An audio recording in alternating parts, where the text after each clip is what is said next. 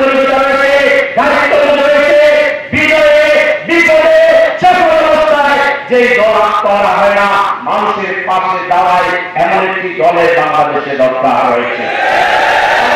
বিশ্বাস করি যে দল 70 বছর স্বৈরাচারী সরকারের সবচেয়ে জীবনের শিকার হয়েছিল, সেই জামাত ইসলামী আমাদের সামনে আছে। ইসলামী দেশবাসী ভাবতে পারেন, এই যে যখন সরকার পতন হলো, আমরাই তো সবচেয়ে বেশি বিক্ষুব্ধ ছিলাম, আমরাই তো ফাঁসির মঞ্চে গিয়েছি, আমরাই তো বেশি আহত হয়েছি, আমরাই তো বেশি শহীদ হয়েছি, আমাদের বেশি আহত হয়েছে।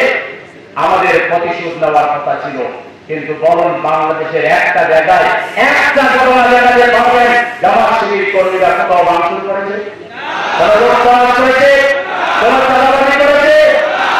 জামাত ইসলামী প্রতিকূল পরিবেশে যেমন আদর্শ স্থাপন করেছে, বিজয়ের এই মুহূর্তেও আমরা ধৈর্য ধরে জাতির পাশে আমরা দাঁড়িয়েছি, জাতিকে আশ্বস্ত করেছি। আমাদের প্রিয় দায়িত্বশীল আমাদের আমির জামাত বলেছেন, দেশটা আমাদের 18 কোটি মানুষের, দেশের সম্পদ আমাদের 18 কোটি মানুষের।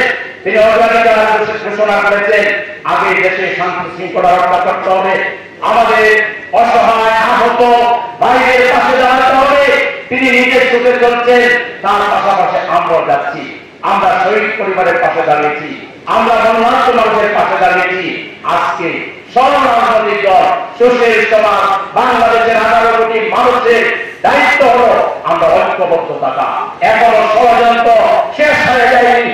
আমাদের যদি কোনো আঘাত আসে, তাহলে 18 কোটি মানুষকে যে বিপ্লব আমরা 5 তারিখে করছি, তার চাইতে ভয়াবহ জবাব ষড়যন্ত্রকারীকে দিতে হবে। দেশের স্বাধীনতাকে রক্ষা করতে হবে। স্বাধীনতার জন্য প্রয়োজনে জামাত ইসলামের প্রত্যেকটা নেতা কর্মী শহীদ হওয়ার জন্য প্রস্তুত। সংগ্রামী শুভেচ্ছা জানিয়ে, মোবারকবাদ জানিয়ে আমির জামাত মঞ্চে থাকা অবস্থায় আমি বক্তৃতা দেওয়া